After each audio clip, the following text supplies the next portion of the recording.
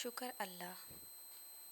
گاڑی کے رکتے ہی عارفہ فوراً اردشیر کی طرف بڑھی، جو گاڑی کا شیشہ نیچے گرا تھا اب بھی سامنے کی طرف دیکھ رہا تھا، جبکہ پیچھے کھڑی مبارہ اسے دیکھتے ہی ساکت رہ گئی تھی۔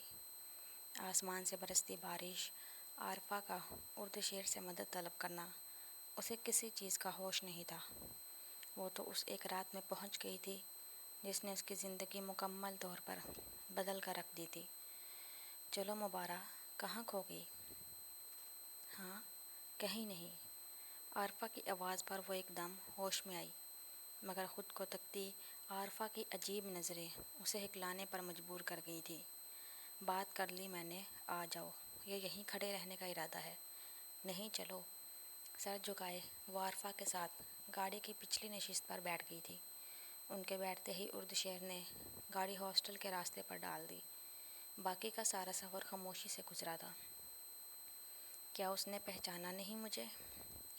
رات کے 9 بجے اسٹڈی ٹیبل پر بیٹھی مبارہ اسائنمنٹ پر توجہ دینے کی بجائے مسلسل اردشیر کے بارے میں سوچ رہی تھی۔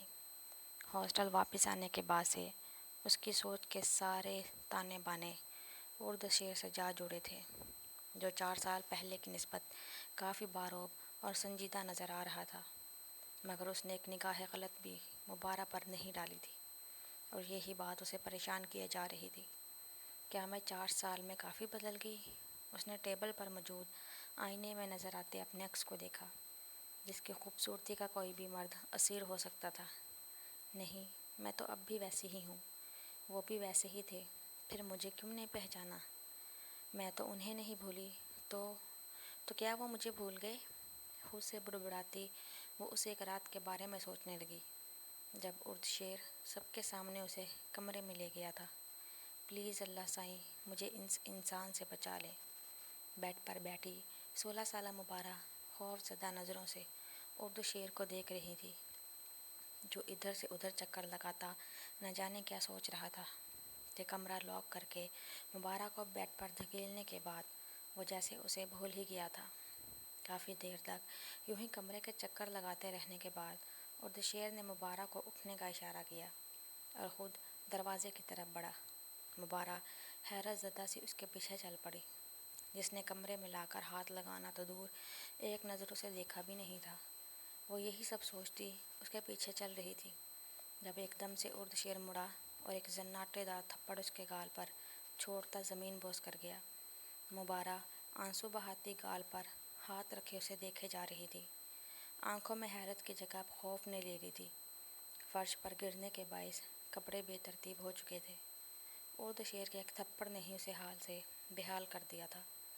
یہاں سے باہر نکل کر تم سب کو یہی بتاؤ گی کہ میں نے تمہارے ساتھ زیادتی کی ہے، سمجھی؟ وہ اسے آنکھیں دکھاتا ہوا بولا، جس پر مبارہ نے روتے ہوئے فوراً اثبات میں سر ہلا دیا تھا۔ اس کے بعد اردشیر تو وہاں سے نکل گیا، مگر اپنے پیچھے بہت کچھ چھوڑ گیا تھا۔ تہمت، عزت، عقیدت۔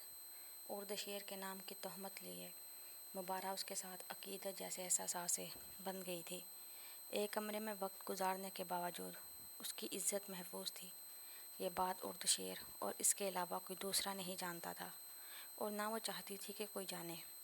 وہ ہمیشہ اس کے نام کی تہمت کے ساتھ رہنا چاہتی تھی، جس کے ساتھ الزام تھا اس کی عزت کے لٹنے کا، جس سے اسے عقیدت تھی اس کی عزت کو محفوظ رکھنے کی، اور جس سے اسے محبت تھی۔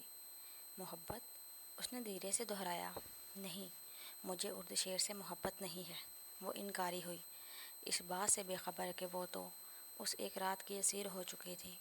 ان 4 سالوں میں وہ اس ایک رات میں ہی کہیں قید ہو چکی تھی۔ رات کے دوسرے پہر اپنے کمرے میں لیٹا وہ کب سے بس کروٹوں پر کروٹیں بدل رہا تھا، پر یہ اندر کا غبار تھا کہ تھمنے کا نام ہی نہیں لے رہا تھا۔ 4 سال، پورے 4 سال بعد اس نے وہ چہرہ دیکھا تھا، جسے دیکھتے ہی اس کے اندر کی نفرت کی چنگاریاں بھڑک اٹھی تھی۔ اس نے کس طرح خود کو قابو کیا تھا، یہ بس اردشیر ہی جانتا تھا۔ اپنی بہن کے ساتھ ہوئی وہ زیادتی آج تک بھولا نہیں تھا، اور نہ ہی بھولنے کا ارادہ رکھتا تھا۔